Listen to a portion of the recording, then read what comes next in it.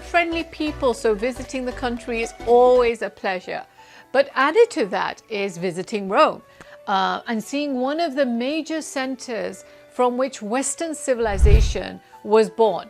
Rome was built on 7 hills, which has historically provided the city fortification from being invaded from its enemies. On a side note, there's an interesting legend about how Rome was chosen. The story revolves around 2 brothers, Romulus and Remus, who were said to be the sons of Mars, the god of war. The brothers decided to found a new city on the site where they had been saved at birth by a she-wolf, and that's a long-winded side story, another side story. But anyway, they wanted to decide which hill the city should be born on. Romulus wanted Palatine and Remus wanted Aventine. So they fought over this, and they decided, okay, let's look at the signs. What do the signs say? Romulus saw 12 vultures, Remus saw 6. Romulus had a fight with Remus, and in the end he killed him, and he founded the city, and he called the city Rome after himself and became the first king. Interesting origins to Rome's. But Rome has some of the most historical, iconic sites that we can see across the world. It includes Colosseums, it includes the Pantheon, the Palatine Hill, which has the Roman Forum. And these landmarks offer this glimpse into the grandeur of the Roman Empire and the impact it's had on the Western civilization. We've all grown up seeing the Colosseum in movies, from Russell Crowe in Gladiator, or the very classic Charlton Heston in Ben-Hur, showing these brutal gladiatorial events that used to serve as a form of mass entertainment for Roman citizens. The Colosseum is an extraordinary example of ancient Roman engineering. It's a massive size, and it can hold between 50 to 80,000 spectators, and it makes it one of the largest amphitheaters ever built. The ruins of the Roman Forum are a major ecological site. They're also worth visiting, an essential part of Roman life until the fall of the Roman Empire. They were the center of the public life in ancient Rome. They served as a marketplace, a political hub, a social gathering place where people could come together and just conduct their business, talk politics, as we all love doing, and participate in various religious activities. Many of the major public squares that we see today in Europe emulated this in many ways. Even the Pantheon, which was set up 2 millennia ago as a pagan temple for many gods, later became a Catholic church in 600 AD, which has had a profound influence on Western architecture. Its design has inspired many of the Renaissance and modern buildings, including the White House, the US Capitol. So we were extremely lucky to be there on a Sunday. Most importantly, hear the Pope give the sermon from his residence, which overlooks St. Peter's Square. It is the seat of the Catholic Church. The Vatican City actually is within Rome, and it's the world's smallest independent city-state nation. It covers an area of around 110 acres, has its own government, has its own legal system. It contains the famous St. Peter's Basilica, the Sistine Chapel with Michelangelo's famous ceiling, which has that famous scene called the creation of Adam, which shows God reaching out to give life to Adam, the first man, and it's become an iconic image. There are prints being sold throughout the city, and I remember the first time when I went to Rome many years ago, I also picked up a copy and kept it in my apartment for many years in the US.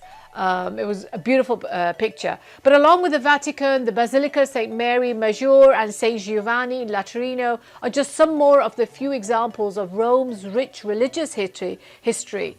Rome itself is like an open-air museum. You can see beautiful fountains, piazzas and palaces around every single corner.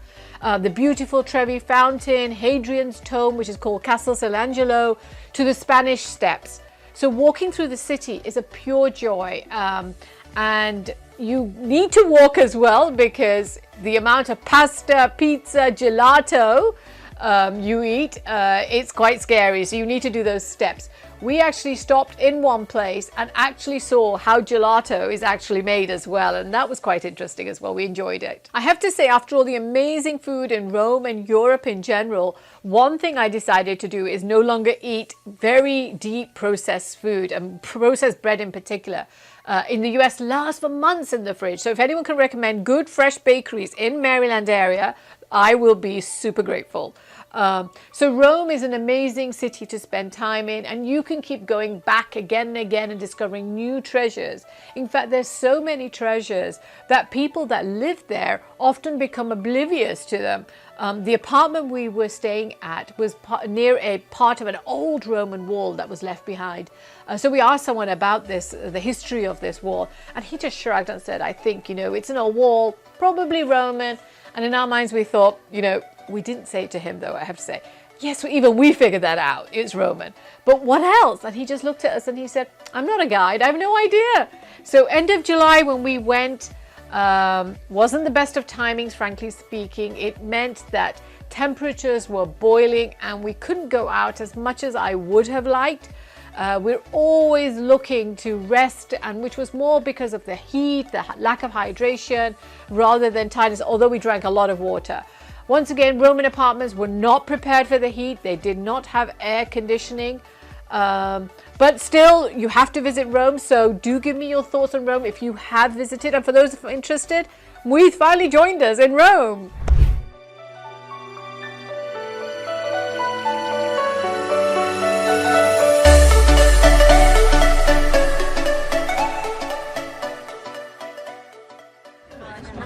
So we are in the Colosseum.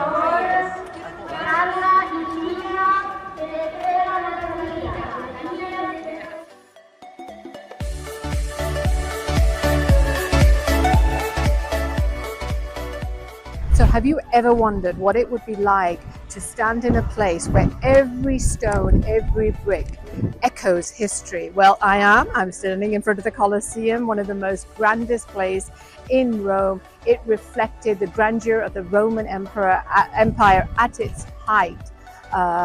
And it had countless stories of people's bravery and glory as they were fighting in the amphitheater itself. So this Colosseum was actually built in AD 72. It was commissioned by the Emperor Vespasian and completed by his son Titus in AD 80. It was meant to have spectacular public events happening here, grand gladiatorial contests, animal hunts and so on.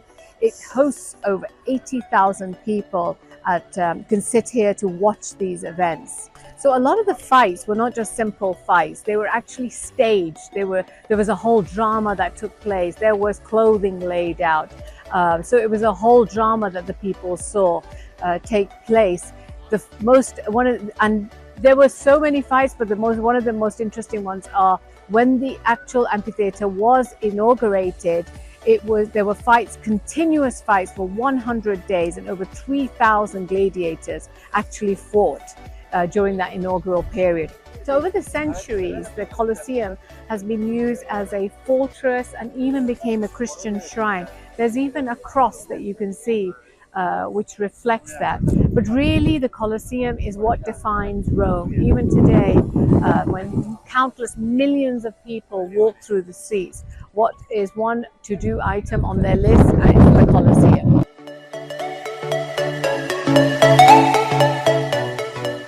So I'm standing in front of the Castle St. Angelo, which is actually a mausoleum and a fortress which was constructed by Emperor Hadrian for himself as a tomb for him and his family, constructed in around AD 136 to 139.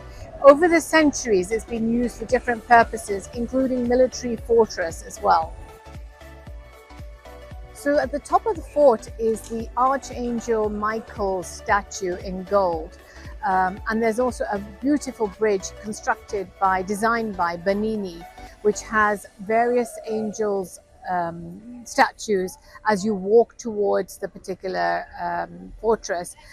Unfortunately, right now it was closed because there was reconstruction work being done, but a beautiful bridge. The fort or mausoleum, as I mentioned, has been used as a military fortress under Emperor Aurelian. Later, during one of the popes, it was used as a residence, and a corridor was constructed so they could go directly into the Vatican, and has been used as a prison to house various famous prisoners such as Cellini.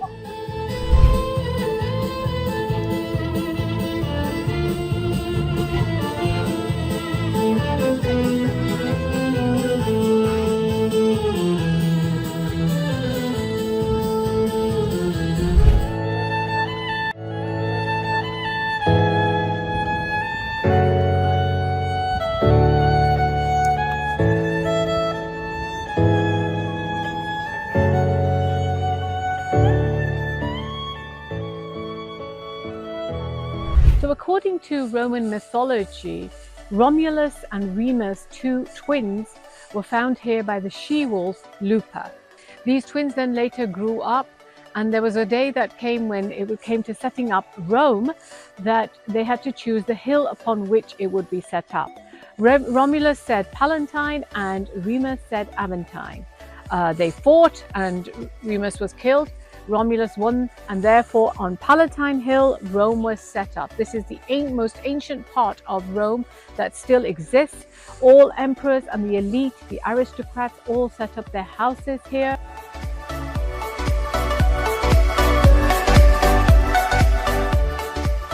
Okay, so we're at the Pantheon. Massive pillars.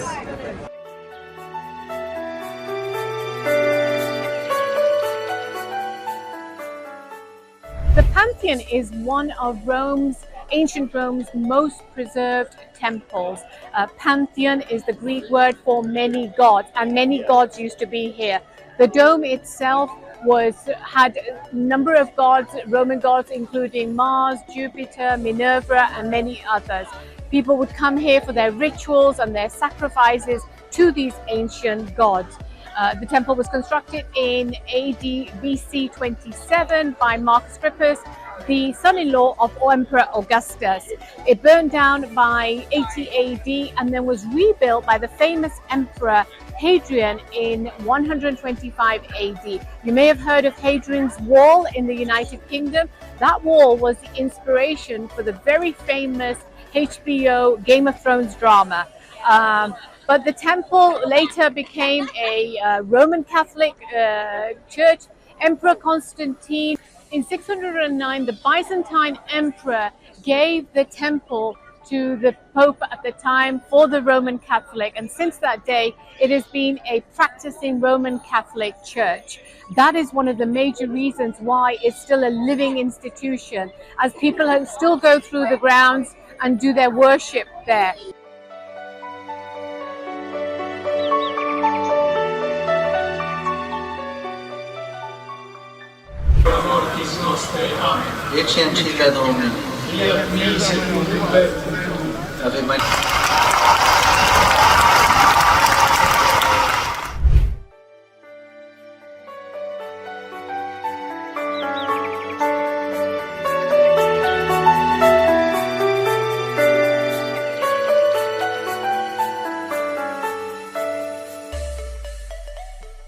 I entered the church.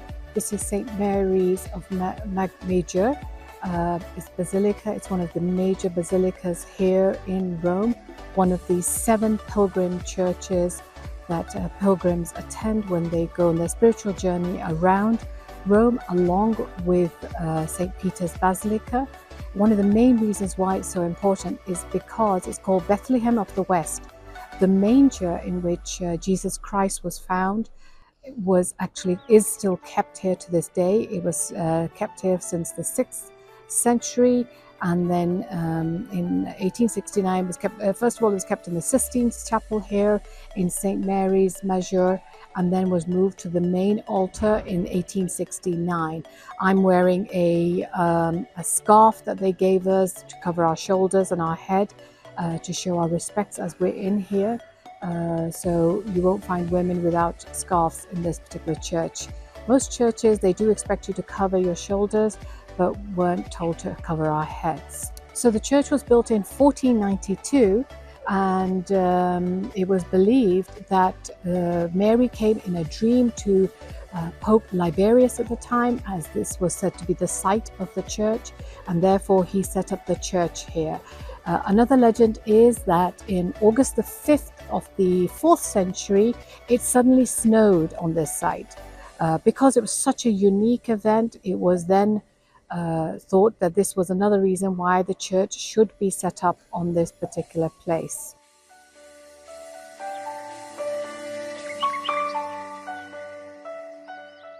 I'm here at St. Peter's Basilica. You walk into this amazing cathedral, and throughout the last 1 month I've been to at least several cathedrals in the different cities of Europe.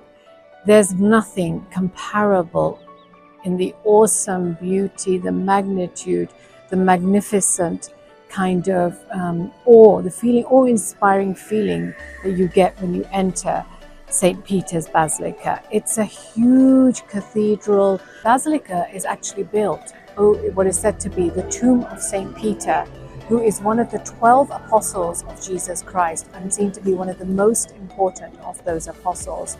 In fact, it is thought that Jesus passed over the succession of leadership of the Christian world over to St. Peter.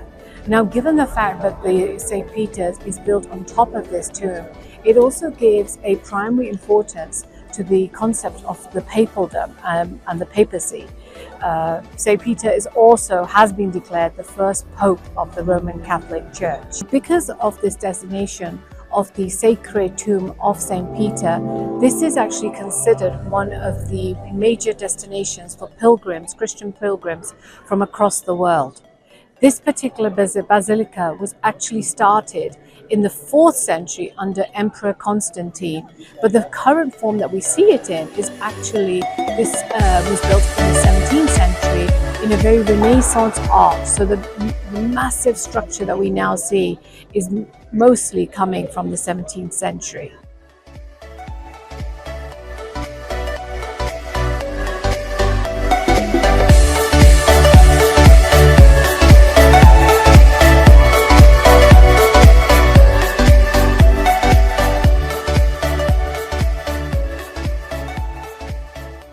So since I'm here at St. Peter's Basilica and I'm standing right now in the piazza, I'd really like to say a few words about St. Peter. St. Peter was crucial to the spread of Christianity. He was Simon, a fisherman, who when he met Jesus, Jesus named him Peter, which means the rock. And the rock was thought to be a crucial name that he gave him because he believed that he would spread Christianity and lead the apostles after his passing away or his going up to God.